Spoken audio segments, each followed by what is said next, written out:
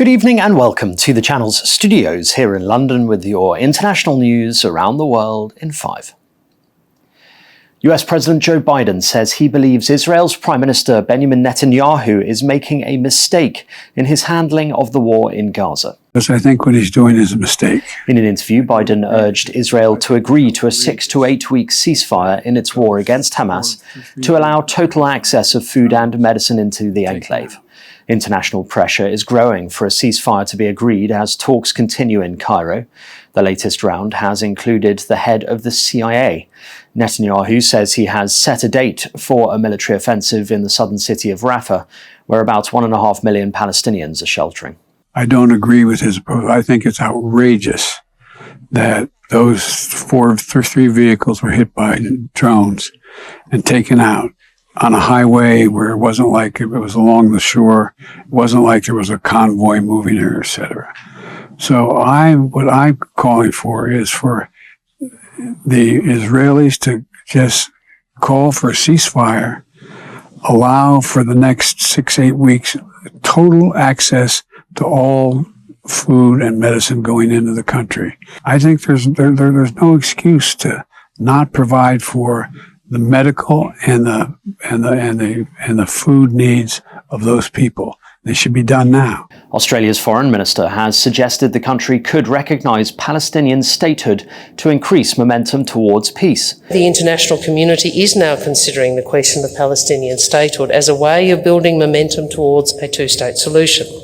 However, Hamas could have no role in its governance, Penny Wong said. Both Australia's opposition and the Zionist Federation of Australia say such a move could be premature.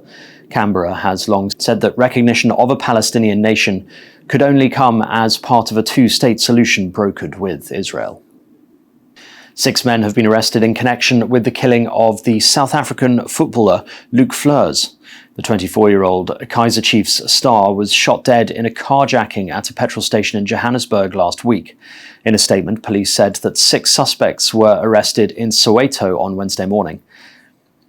The police say they believe the suspects are part of a syndicate that is responsible for carjackings in the Gauteng province. Investigators are still actively searching for more suspects. 3 people have died and 4 are missing following an explosion at a hydroelectric power plant in northern Italy. The blast occurred underwater at the plant on Lake Suviana, 70 kilometers from the city of Bologna. Rescuers have said they were unlikely to find any survivors as the area of the explosion is located 30 meters below the surface of the lake and is now entirely flooded. 5 people were seriously injured. Vote counting is underway in South Korea as the country awaits the results of its parliamentary elections. The election is widely seen as a midterm referendum on President Yoon Suk-yeol's administration, who still has 3 years left in office. His People Power Party has struggled to achieve its agenda in a legislature dominated by the opposition Democratic Party. Mr. Yoon is under pressure to address a number of issues, including rising food prices, a rapidly aging population, and an ongoing doctors' strike. More than a year after he resigned from his post as Venezuela's oil minister, Tarek El Aissami has been arrested accused of corruption. Mr. El Aissami is accused of stealing from Venezuela's state oil company. Once a powerful ally of President Nicolas Maduro, Mr. El Aissami has not been seen in public since his resignation in March 2023. The Attorney General shared photos showing the ex-minister being led away in handcuffs.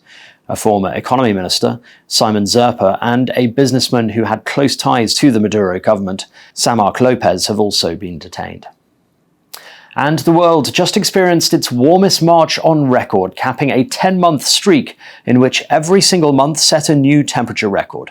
The European Union's Climate Change Monitoring Service said each of the last 10 months ranked as the world's hottest on record compared with the corresponding month in previous years. The 12 months ending with March also ranked as the planet's hottest ever recorded 12-month period. From April 2023 to March 2024, the global average temperature was 1.58 degrees Celsius above the average in the pre-industrial period. And that's your international news around the world in 5. Now back to the channel's studios in Lagos.